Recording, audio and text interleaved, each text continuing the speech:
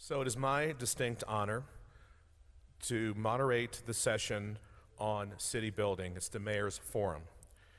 This morning's keynote and plenary session will focus on how cities are tackling urban challenges holistically, with parks at the center of their strategies, also to promote healthy communities, drive neighborhood reinvestment, and make densely developed areas more livable and family-friendly. The way the format is going to work, each mayor will have 5 to 7 minutes to give a presentation, and then I will entertain them with several questions, so there'll be a back and forth dialogue. So with that, I'm now going to introduce the first mayor, right now here in the host city. Mayor Michael Hancock was elected in 2011, and he is the mayor here in Denver, Colorado. Mayor Hancock, will you join me on the stage?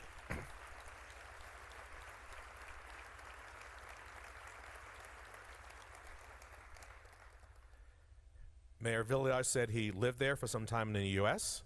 We're so delighted to now invite Mayor Rosalynn Bliss, the mayor of Grand Rapids, elected in 2015.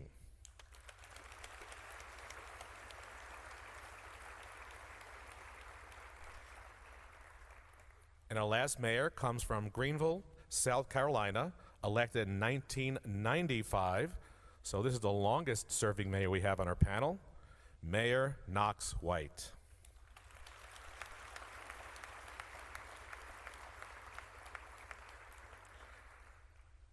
So without further ado, I now invite up Mayor Hancock for the first presentation. Well, good morning, Greater Greener.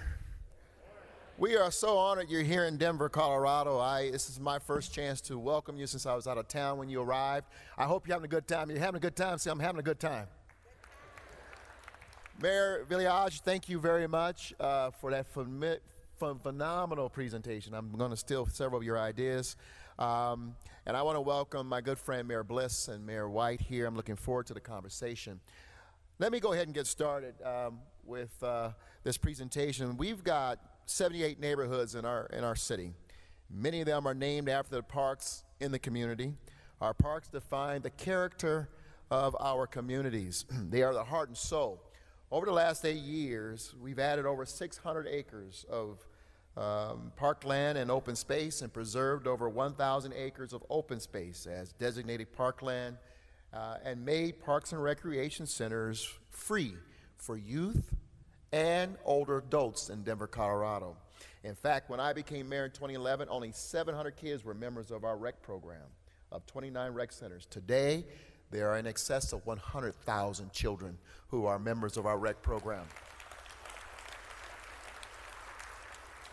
And parks are key to managing the growth with more balance.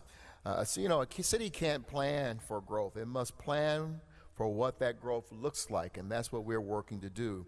And so we entered into a program or an effort to plan and to manage our growth. We're creating a city where each neighborhood can be complete with libraries and parks, with good schools, with plenty of mobility options, and no shortage of affordable housing. We are improving our mobility system to provide multiple ways to get around town for all people, a system that connects neighborhoods, provides access and not barriers to create unique spaces.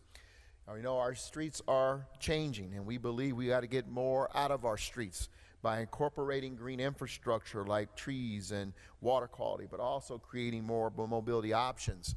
And we're working to direct growth where it makes sense while empowering our neighborhoods to have a greater say in what affects the character and design of their community. Now, we just finished an extensive community-driven city planning process in Denver called Denver Right. Denver Right resulted in our comprehensive plan called Comprehensive Plan 2040. These corresponding plans incorporated here looked at land use, park and recreation, mobility with a coordinated lens, because of all these essential services must work together. This unique process included public works, our community planning and development, and our parks and recreation, working collaboratively with the community to visualize the future of the city in the midst of being the fastest growing city in the country. Across each plan, There were a set of values that provided the foundation on which to build a city. We had some values that came out of this. By the way, we received some 25,000 engagements by city residents, over 200 plus meetings. These values included equity, affordability, and inclusiveness, economically diverse and vibrant, be environmentally resilient, make sure it's connected, safe, and accessible. We want our communities and our city to be healthy and active, and we want strong and authentic neighborhoods. Through this planning process and community outreach, we were able to clarify how our residents view the city and how we should be viewing it.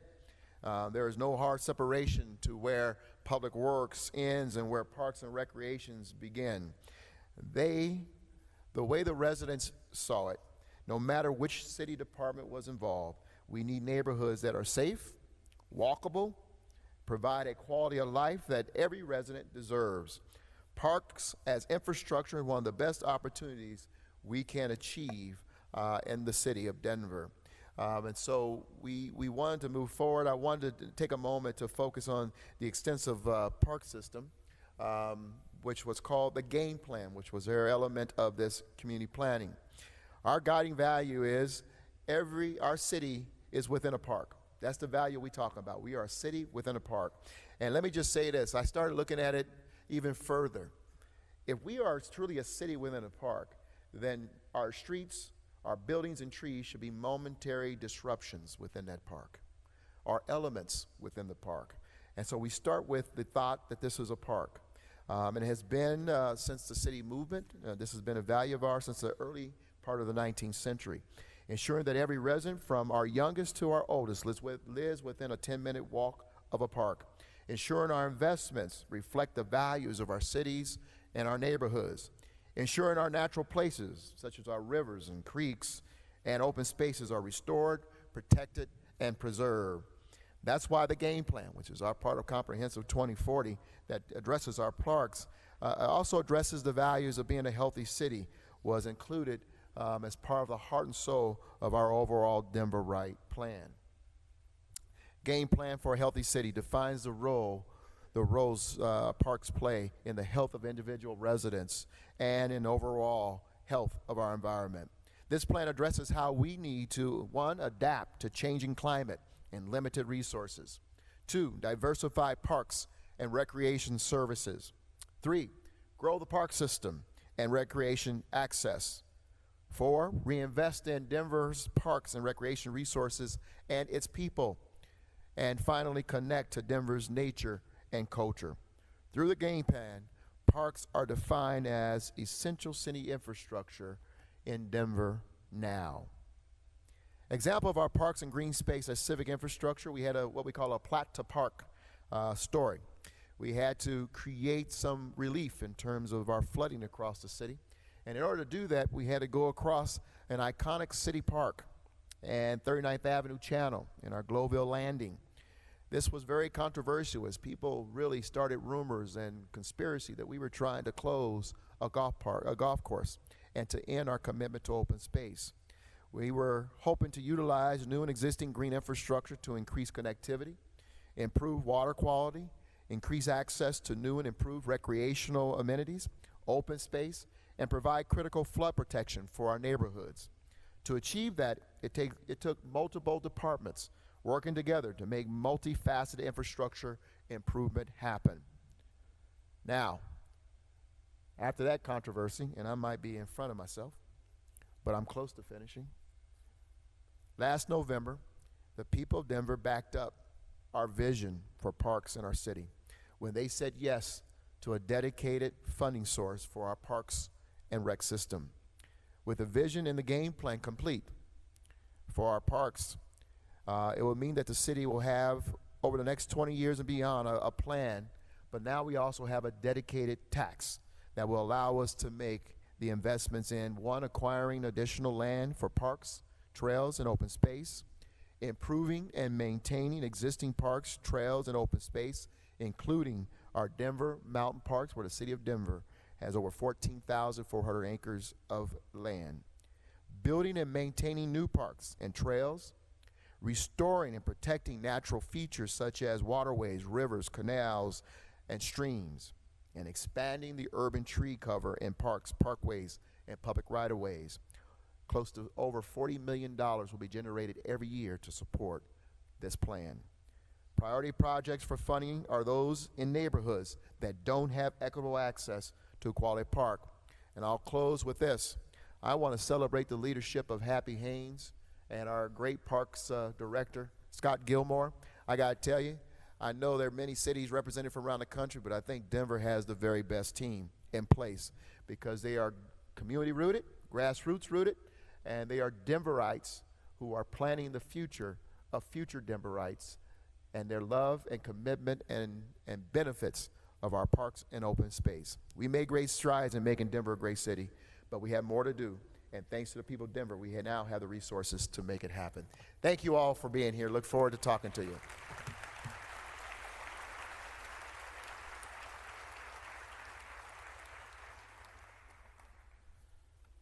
Thank you, Mayor Hancock.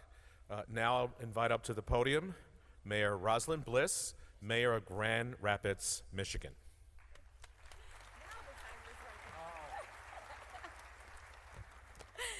Good morning. I am so delighted to be here and joined up on this stage and in this space with other mayors who love parks and green space and have dedicated so much time and energy to this important cause. So let me get my clicker here. I'm going to tell you a little bit about Grand Rapids if you haven't been there, as well as give you a sense of our journey over the last 15 years. So here's a picture of our beautiful city of Grand Rapids. We are the second largest city in the state of Michigan. Roughly 200,000 people call Grand Rapids home. We are about a 45 square mile city, so pretty densely populated. And if you're not familiar with the state of Michigan, I'm not going to put up my palm, which usually that's what Michiganders do. They put up their palm and point to where they are. We are on the west side of the state, about 30 miles from the beautiful Lake Michigan. So we have many beautiful natural assets in West Michigan. As you can see, in our city, we have this incredible river, the Grand River, that runs through our city, one of the longest rivers in the state of Michigan. And at one time, there were raging falls in the heart of our city. So in the 1800s, when we were named Grand Rapids, it was because of the Grand Rapids that existed in our city at the time. And since then, if I took you back on a walk through history in our city in the 1800s and at the turn of the century, on both the east and the west side of our banks, we had hundreds of furniture factories. So we had logs that came down the river to support that industry, and that was the primary reason that 5 dams were added to the river, was to prevent log jams. So we are home. Some people refer to us as Furniture City. We're home to Steelcase and Hayworth and Herman Miller, and we have a rich history in the furniture world as well as in the world of design. So let me move on here. So here's an image of our city. We have 74 beautiful parks in our city, about 1,200 acres of parkland. We have 32 unique, amazing neighborhoods spread about, and we have a lot of effort that has gone into bringing us to where we are today. So a little bit about my history. Before serving as mayor, I served on the commission as a city commissioner for 10 years, and when I was elected in 2005, one of the primary reasons I ran was to open back up our swimming pools for the children who live in our city. My background is social work. I worked in child welfare. I worked really closely with our children's hospital and served on a child death review team, and I saw firsthand what happens to children who don't know how to swim. And I knew that there were more children in urban areas that didn't know how to swim. So that was one of my forays into politics. 25 years ago, I never thought I would be standing here in front of you as mayor of our city. So let me tell you a little bit about our journey. So back in 2005, like many cities across this country, we were facing significant deficits. I walked into office looking at a $33 million deficit. And so we had to really hit the ground running with figuring out how do we solve a significant problem, not just budget problem, but problem throughout our city, particularly with city services. And unfortunately, like many cities, our Parks Department took the brunt of the cuts. Our Parks Department over a couple years was slashed in half. It was really devastating. We had playgrounds that were falling apart. We had pools that were closed. And the neighborhoods are really feeling the impact of the decline. And so what we did is we brought together the community and we started a planning process to come up with bold visions about where we wanted our city to be. And so early on, when I served on the commission, I was part of a process called Green Grand Rapids, where we came together through a community engagement process and created this bold vision for our city around all things green. We set goals around getting to a 40% tree canopy and over 100 miles of bike lanes and having a park in every neighborhood and having a playground within walking distance. And out of that conversation came this idea to restore our rapids to their natural state. So that planning process really set the foundation for the work that really we have been working on over the last 10 to 12 years, and it also led to other planning processes. But I remember so clearly standing in a room with hundreds and hundreds of residents at the end of the Green Grand Rapids process saying, the city cannot do this alone. If you want this plan not to sit on a shelf, but to come to fruition, every single one of you in this room need to step up and be a part of making it happen. And that's exactly what happened. We really empowered the community to come together, and you saw all of this organic grassroots work happen after that. We had a bicycle coalition that started, an urban forest committee that really grew in strength and stride. Friends of Grand Rapids Parks organization was started. Grand Rapids Whitewater, a nonprofit, was started. And each of these groups really took up one of the goals outlined in the plan and helped bring it forward. And that is the path we've been working on today. So let me show you a little bit. I'll tell you one other thing. So after Friends of Grand Rapids Parks started, it really created this real army of volunteers and park champions that really infused a lot of energy into the park system, raised significant amount of money to invest in our parks, but then helped lead a campaign for parks, pools, and playgrounds in 2006, where we passed a dedicated millage for our parks, and that actually will be hopefully up for renewal in November. We're voting on that at my next city commission meeting, and the vote that will go before the community will be a dedicated parks millage in perpetuity. So I'm excited about that effort. And so let me show you some of the work that we've done. I'm going to show you some before and after pictures. It's really, we are able to do this work because of the community, people who are willing to pay more but also step up in so many ways. And you've seen this throughout our entire city. So here's just some before and after pictures. This is my favorite park, so I had to include this. Huff Park now looks like this. So we've embedded some natural features into the playground. Here's this beautiful natural preserve in the heart of our city that was falling apart and dilapidated, and it now looks like this. It is absolutely stunning. Here's another one. This is Ottawa Hills Park. A lot of the park plans that we've done over the last several years, investing millions of dollars into them, the designs have been led and created by community. Some of our parks, we have had students at the school. We have a very close partnership with our Grand Rapids Public Schools. We are working hard to connect children to nature, but also to integrate them into the design. And so here's one of them at Ottawa Hills. Now looks like this. This is a barrier-free playground. This is another beautiful picture of that park. We've integrated green infrastructure throughout our community, and so you see now rain gardens and other types of amenities such as this that also help with water and water runoff. And then our river. So we embarked on this vision to not just restore our rapids, but to have a much larger vision about our river corridor. And so we've been looking at both our east and west side of the river, trying to get rid of those 15-foot flood walls and actually create spaces where people can come down and touch the river. And the river restoration project, so removing the dams and restoring the river to the natural state, is about a $45 million project.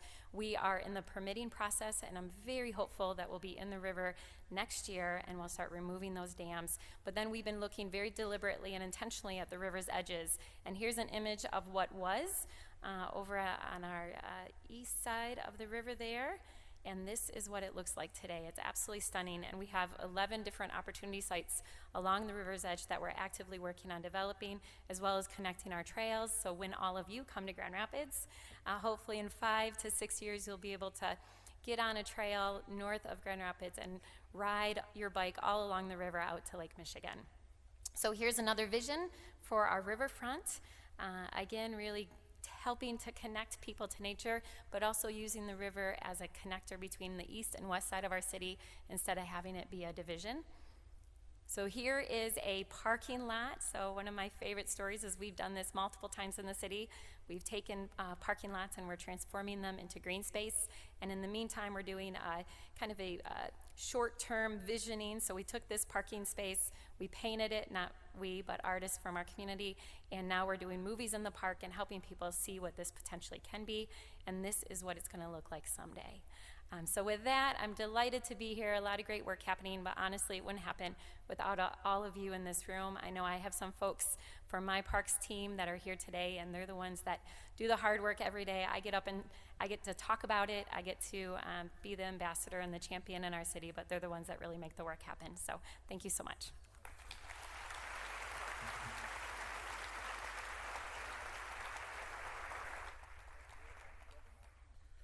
You know, I keep looking at those before and after pictures, and I'm sure it's throughout our park system. What were we thinking like 25 years ago?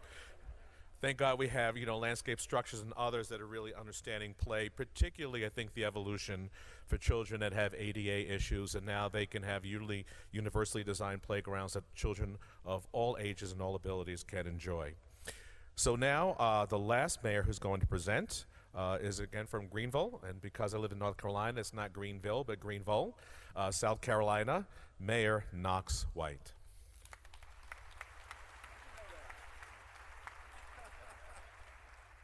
That's great. Well, thank you very much. I want y'all to know we're having a, Mr. Mayor, a Tirana, Albania experience up here. We have a clock up here. You can't see it, we can, that's supposed to keep us on very strict time. It's not working. It didn't move during the entire Mayor of Denver's remarks. Now it's just randomly throwing out numbers. Can you fix this? So we get to ignore it completely anyway. That's good. Well, thank you very much. It's really exciting to be back up here. I spoke to a breakout group, so my apologies to those who have to hear me a second time. Just take your coffee break or something now. But it's great to be in a room full of people who intuitively and instinctively understand the importance of parks and green space to cities, not just in a small neighborhood level, which of course is powerful, but indeed to transform an entire city. We work very hard, all of us do in cities, to create places that are walkable, vibrant, people-filled places. We always like to say we like our city to be the kind of place that's active after 5 o'clock and on weekends. That's sort of a goal. But green space and parks do something more. I mean, you can do all the great mixed-use kind of things, and you need to do that. You need to get residential downtown and all that. But if you want a city that's more than just a place people live and people go to work, as important as that is, if you want a city where people actually love, have a connection to, want to go there just to be there, then parks and green space are a huge part of that. And to us, it's always been this thought that, well, every city has some kind of personality. Perhaps one of the most important things a city can do and a community can do is think deeply about what do I have, what do you have that makes your city unique, different, authentic. And oftentimes parks and green space, again, play a role in that. Well, we went through this process in Greenville. We created this great walkable community. We brought in residential by huge numbers. We have a lot of vibrancy. But we really became fixated on this idea of unique personality. So in Greenville, I didn't know we jumped to this, as you'll see a little more in a moment, we have a little natural asset. And this is a picture from 1905. We have a waterfall. We have a river that runs through the city, and a waterfall. This is from 1905. And the curious thing about that picture is it shows a lot of people down there in the turn of the century. It was a popular place. But you probably know where I'm going next. So rivers in Greenville and Denver became polluted during the 20th century. And cities across America, and we did the same thing, turned their backs on the waterways, abandoned the waterways, places you didn't want to go anymore because they dumped everything in it. We had textile plants up and down the river. They dumped everything in the river. They turned it different colors, green, red, whatever they were dyeing that month. It was so bad in terms of our community moving away from the river. In 1960, the State Highway Department placed a 4-lane highway bridge directly on top of the waterfall, the most unique and indeed historic spot in our community, and hardly anyone cared. It would remain over that spot for 40 years. When we first began having discussions about what if, The river's now cleaner, the water's better. What if we create a beautiful park around this wonderful asset? We ran into a curious phenomenon. The bridge had been there 40 years. By the 1990s, most people who lived in Greenville all their lives had never seen the waterfall. It was obliterated. The memory was gone, which makes for a very difficult political issue, our mayor's going to appreciate.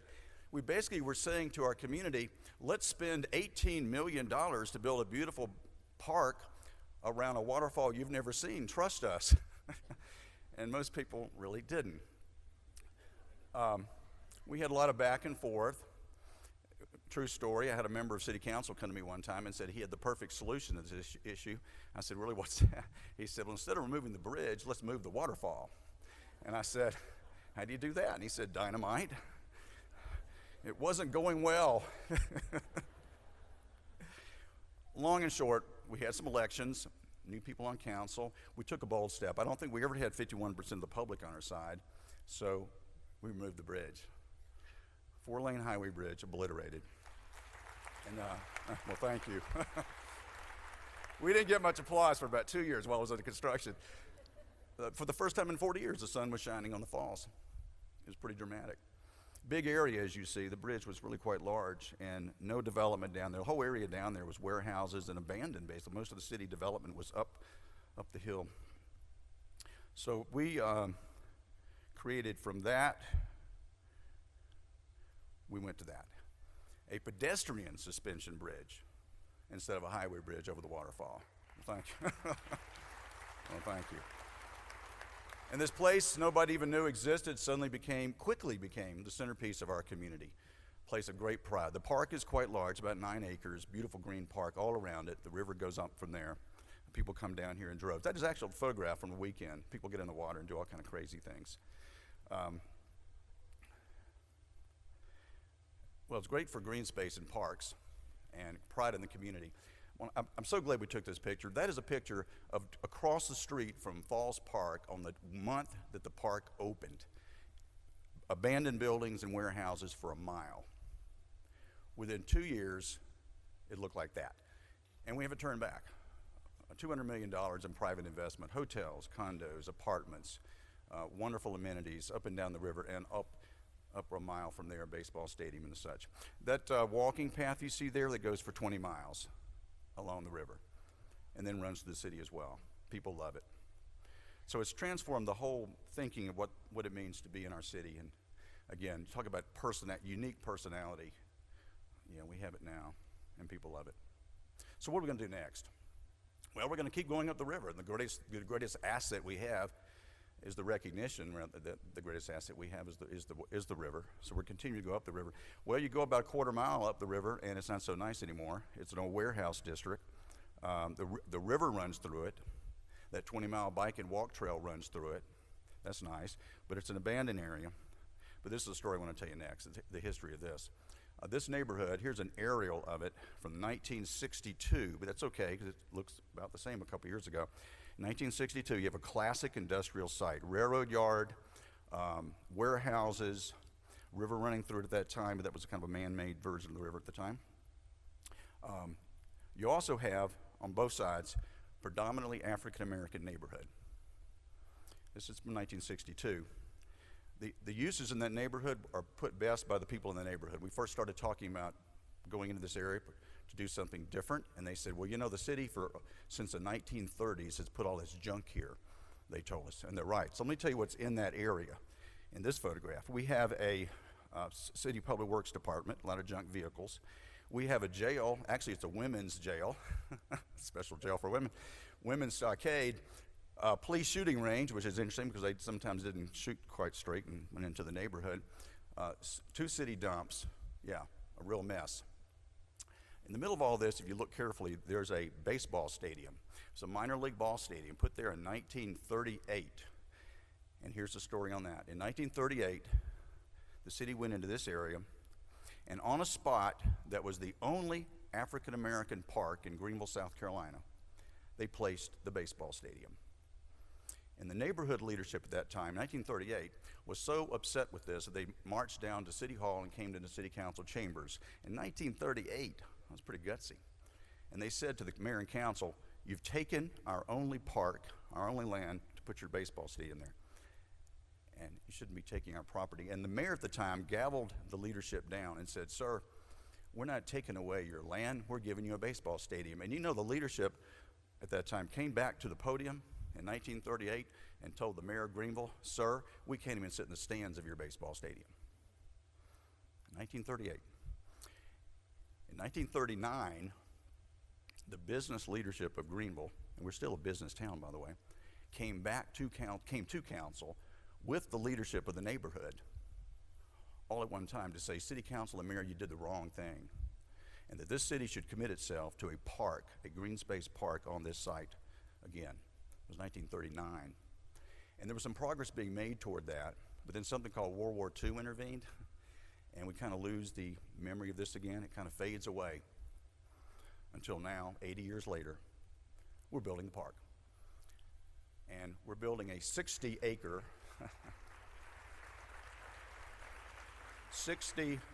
60-acre park, both sides of the river, lots of green space, and a 10-story observation tower. The river itself is going to be renovated. We're actually going to bulldoze the river and renovate the river. A lot of good amenities. And the park, by the way, and now you know why, is called Unity Park, with the full support of the neighborhoods that still surround, to this day, still surround the park.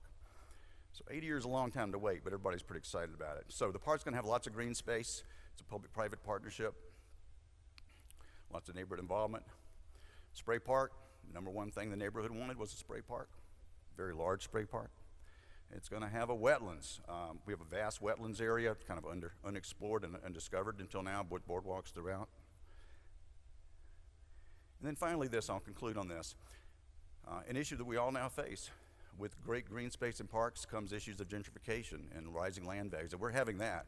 The park has not even been built yet. We're in the demolition stage and construction stage, and already we have in the neighborhood $1 million condominiums being built on both edges of the park.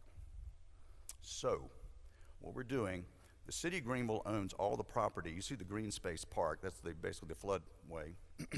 The city also owns the green places you see, about 15 acres. After watching all of this and looking at public-private partnerships in the past and some unintended consequences, we are donating all of the orange places you see, about 15 acres on the edge of the park, prime real estate, to our city trust fund for affordable housing. And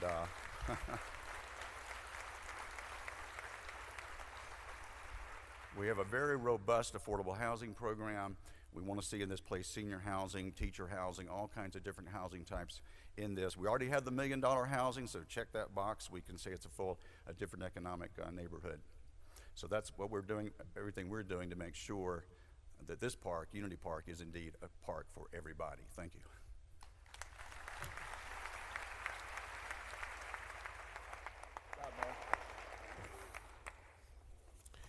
Well, Mayors, I'll thank you for your presentation. I just want to ask, first question is going to be a little bit of an icebreaker.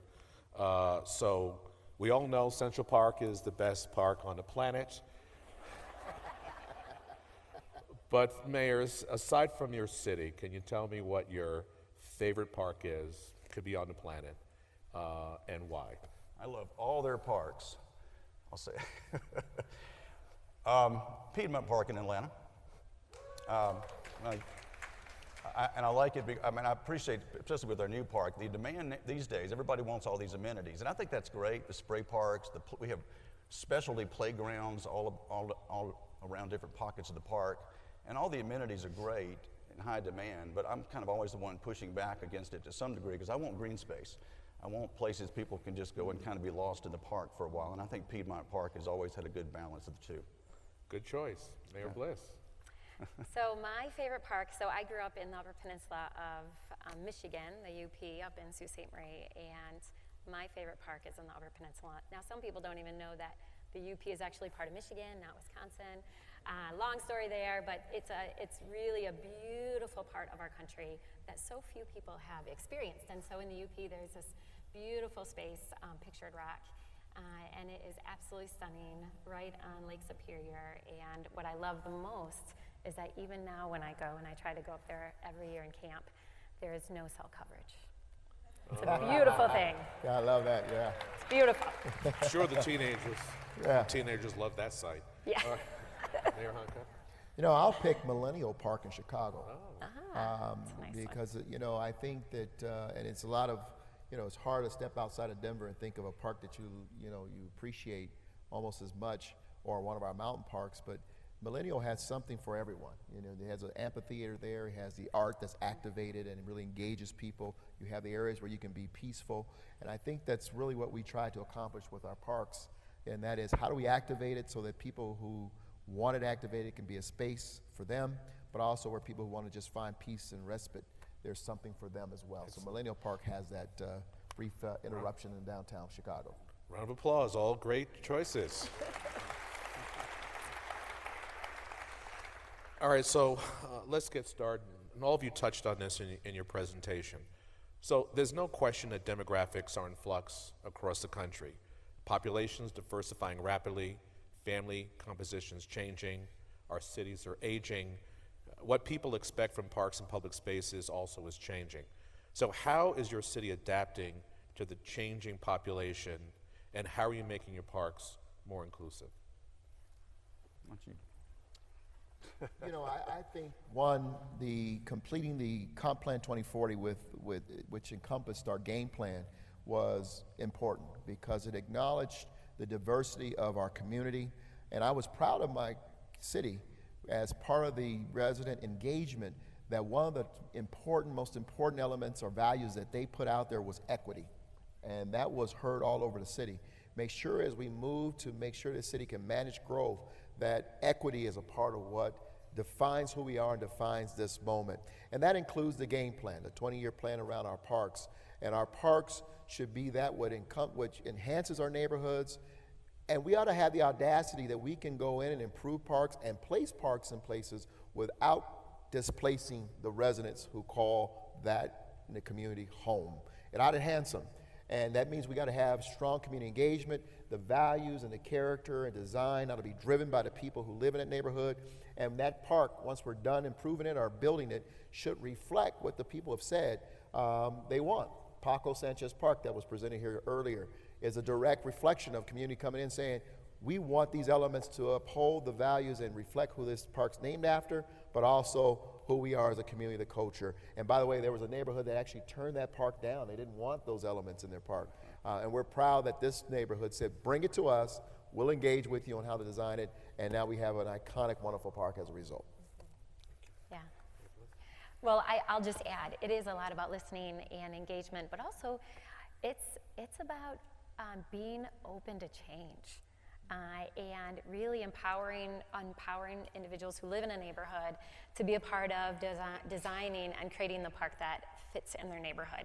So proactively, as we at the city invest in parks, the very first thing we do is we have the neighbors help us design that improvement.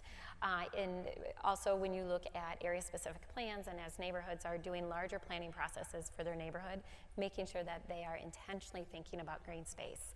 I remember the first time someone came to City Hall and said that they wanted a pickleball court. And people were like, what? No. And you know, tennis courts are falling out of fashion, and some people were so resistant to change. But we have to make the case that change is always happening, and we need to be open. We need to push those who typically don't come to the table with a flexible mind and an openness. We really have to challenge them to see that the future needs to be different, and it needs to be driven by community.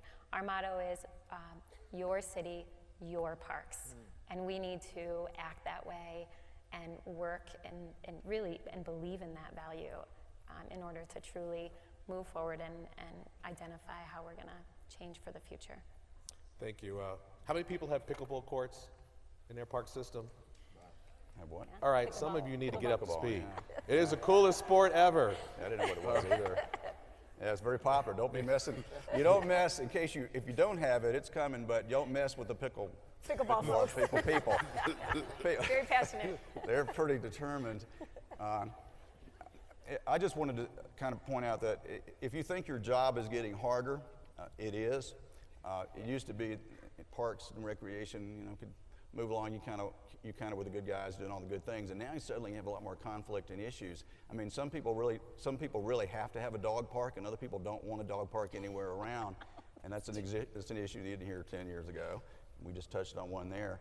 And then on a much more serious and profound way, this issue of gentrification and the impact of public-private partnerships, unintended as they may be, is real, and it's coming at us like a Mack truck. And the interesting thing about that whole topic is, we've talked a lot about it at this conference in various ways, is that you could have come to this conference 5 years ago and you didn't hear a word about that, maybe 3 years ago even. But we're all talking about it now, and that's a good thing. That's a good thing. But being more inclusive and being more aware of those kind of issues and addressing it in small ways, like making sure parks are well connected to the neighborhoods, is more important than ever. But in big ways, like providing affordable housing near and around the neighborhood, is going to become an issue we're going to be dealing with for a good while to come. Yeah, well said. Mayor White, you basically touched on my next question, and that is the one of gentrification. There are some residents that fear improving a park would lead toward gentrification. And some would argue, leave the park alone, because I want to stay in the community. Now, you shared with us what you're doing in Greenville, but if any of the other mayors want to share, I mean, how do you address that fear? And what do those conversations happen as you're having those public meetings? Because the choice is do something or do nothing, but that fear of gentrification in many communities is very real. Yeah, and it is. It is real. It's not a concern that's not unfounded. It's absolutely happening. And it's not just building parks, it's any kind of a public improvement, if you will, and mixed-use developments and such do exactly the same thing, but in a park. And it's kind of jarring to all of us because we all know a park is such a great democratizing thing. I mean, when designed well, a park is indeed a place where people of all shapes and sizes and backgrounds come together, and it really it's a magical thing. It really works that way when done correctly. So it's frustrating to hear a park ever criticized, because actually it's a great place for people to come together. But this other side of the argument is real, and you can't fuss about it. You can't go, oh, it's not going to happen. It's going to happen, and you have to be aware of that and have some kind of strategy in place for it. Well, I'll just add, this is where I don't think in silos, but I think sometimes we operate in silos, and particularly in government. And this is why it's so critical that we're bringing together parks and economic development and our community development, and then working also with our nonprofit housing organizations, so that we can be really proactive and intentional. We have a great example in the city of Grand Rapids, in an area of our city that is predominantly Hispanic, and they went through a planning process and developed a plan called Plaza Roosevelt, where there's about a 1-acre park in the heart of this development, about a 4.5-acre development. But there's also a brand new high school that's going to be there, and then surrounding the park is low-income housing. So we got low-income housing tax credits, affordable housing. We're working with Habitat for Humanity, and then mixed housing types. And so again, how do you on the front end think very intentionally and deliberately, knowing the potential ramifications of adding a park to a space, but also the neighbors were actively engaged in that process. And that's I think the power of community and working very intentionally. Hancock? Yeah, I think first of all, having grown up in the inner city, very poor, the first thing we got to do as leaders is reject the notion that because I live in a low-income community, I don't deserve access to the very best parks and the very best recreation programs in my community. And so if we take that notion, we set it aside and say you deserve the very best just like any other neighborhood in the city, then how do we do that and protect your space? And to say that we have the audacity to believe we can improve your parks or create a new park here, and you can stay in place in this community. And that comes from awareness from policy by decision makers, and saying what are the protections or safety net we need to make sure is in place, the awareness, the jobs, the opportunities that need to be in place to keep people in place. One of the most tragic moments of the mayor that I had was seeing a trailer park in our West Denver neighborhood called Westwood, and a resident coming out of her trailer unit and she's literally spraying Raid on her arms. And when we asked her why she was doing that, she had bed bugs. And we looked at this park. We saw kids swinging on electrical lines. We saw just in conditions that we shouldn't accept anyone living in. But we had to make sure, one, we were ready to place them in the right housing, better conditioned housing, and housing that, quite frankly, will give them pride. We took that trailer home park and turned it into a park. And I was so proud to return back with the kids who got to stay in the neighborhood and play soccer as we cut the ribbon on that park with the kids. To me, that's how we enhance a neighborhood, but also how we bring awareness to an issue, but also have the audacity to say, you know what, you deserve the best.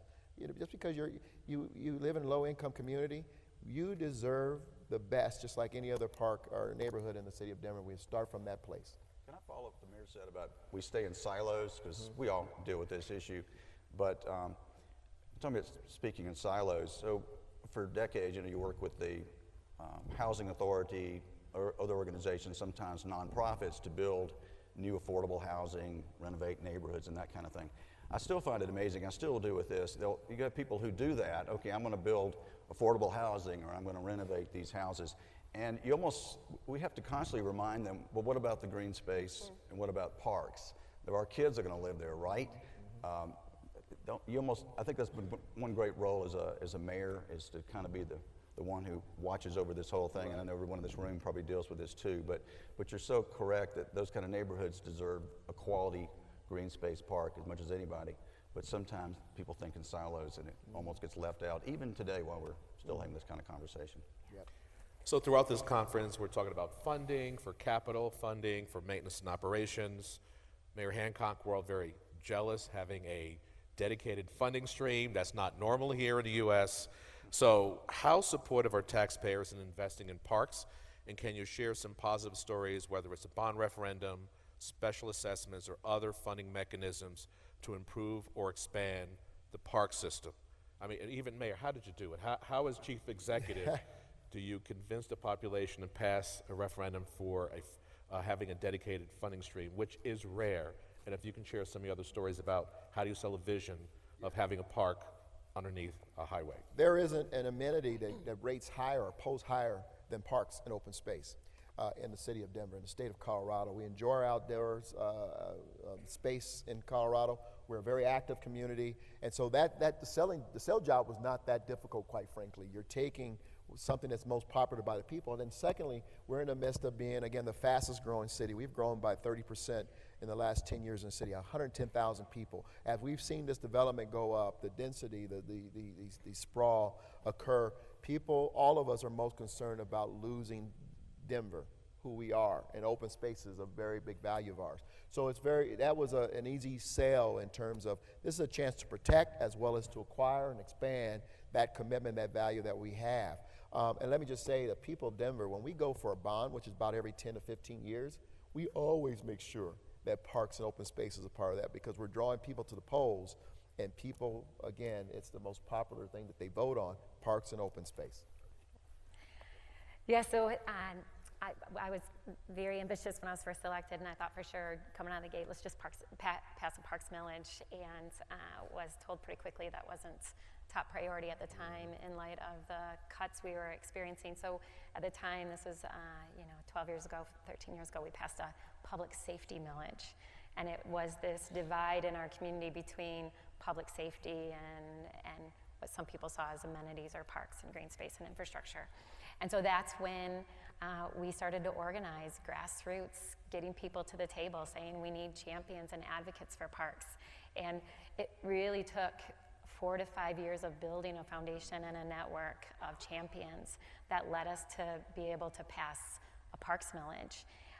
But even then, early polling, I was active with the campaign to pass the millage.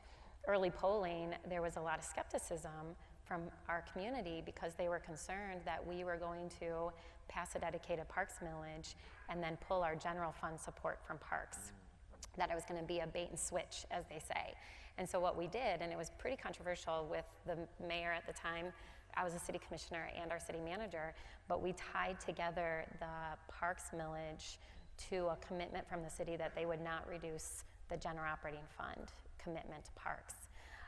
And then we were very explicit in the language on how the funds were going to be utilized. And then we put in support through our Parks Advisory Committee, which is a citizen appointed committee, that they would help oversee the funds and report back to the community. So we did a lot on the front end to try to address the concerns the community had, knowing that there was at least a level of mistrust with community. And then on smaller projects, we've been very successful. We've had neighborhoods who are willing to self-assess to build a park to help offset costs of that park development. And then in our state, we have a trust fund, Michigan Department of Natural Resources Trust Fund, where they will match a certain amount for park acquisition and development. And we've utilized that fund quite a bit. I think we're well over $11 million in the last 5 years that we've received in matching funds from MDNR. And that's how you can leverage, that's how you can sell a millage too, is you can talk about how it will leverage additional support, it'll bring more money back to your community. And then also we made a commitment that the money from the millage would go to neighborhood parks, not downtown parks, which typically are better maintained, and that every single neighborhood park would see a significant investment, and we have stayed true to that promise. We've talked a lot about obstacles and challenges, but at the same time, the reality is, I mean, this is the golden age of American parks. We see it everywhere. There have been no more new parks to open and under construction. We've never had so many as right now in Tulsa and Birmingham and Raleigh and Atlanta. The list goes on. And the popularity in many places, it may kind of be rooted in one commonality. That is, these are communities that are growing fast, huge population increase, lots of change. And I think, I know this is true in Greenville, the people do have a sense that the best way to manage the growth, to kind of give a check to it, a reality to it, is more parks and green space. So that is clearly driving it in my experience, because we have tremendous support for all the new parks and green space proposals we have. But I suspect it's driving it across this country as well. Yesterday in this room, there was a session on equity and using that lens for park investment. In New York City, with the new mayor coming on board, we did analysis, looked at all of our parks, and there were about 200 over the last 20 years that had seen no investment. So from your perspective, and you, Mayor, said equity is a topic that is emerging, I agree. Knowing that equity is now an emerging issue, how do you prioritize your capital funds to improve parks in your city? I'm happy to start. So first I would say that our work around racial equity and eliminating systemic racism and disparities that exist in our cities, it has to be embedded in everything we do at the city, in every single department. And parks are one piece of the puzzle and one piece of the solution. So we just went through a strategic plan, and equity is embedded throughout every single goal that we've set in all 6 pillars, including parks. And so as we're currently doing an equitable economic development plan, but when we look at parks specifically, we've identified, and we've had significant help from the Urban Land Institute, looking at the areas of our city that are deplete green space. And like so many cities, those are the parts of your city where you have our neighborhoods where we have the greatest amount of poverty and the ones that are most racially diverse. And so we have identified significant areas of need for green space, and we're focusing our attention there.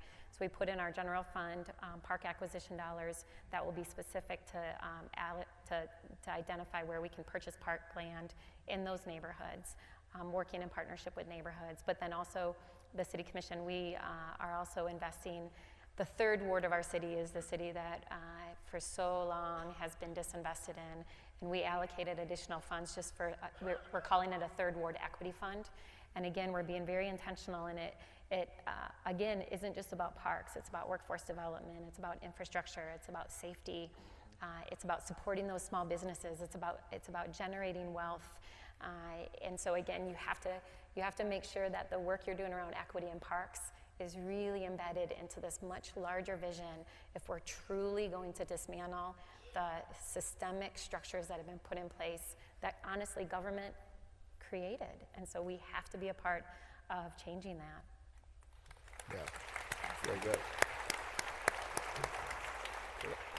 I think another place this comes up is in fundraising.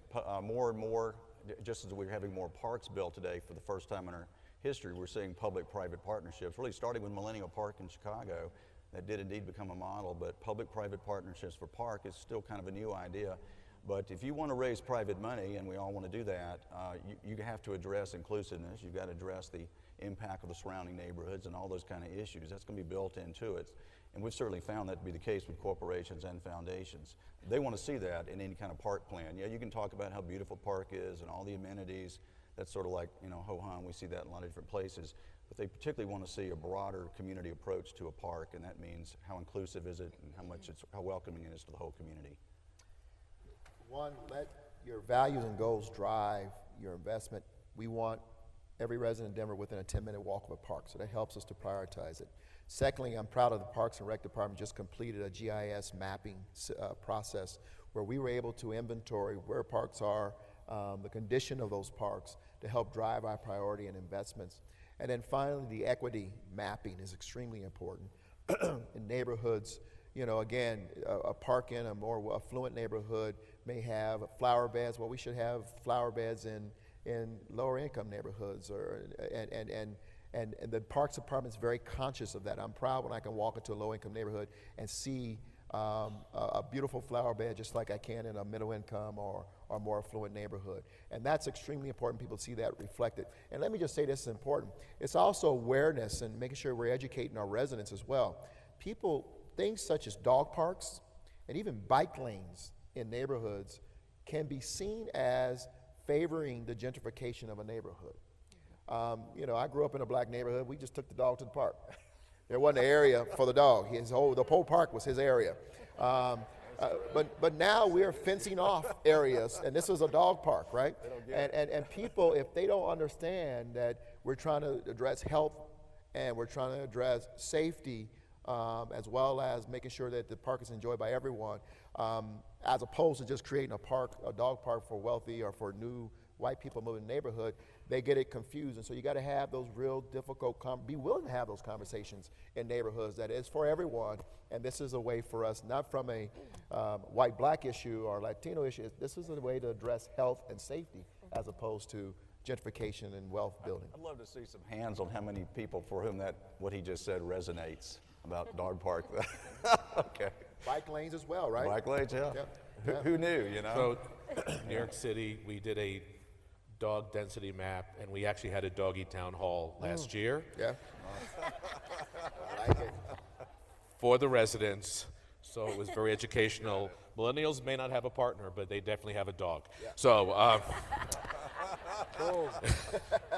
I'm going to try to, I was going to try to squeeze two questions. I can't.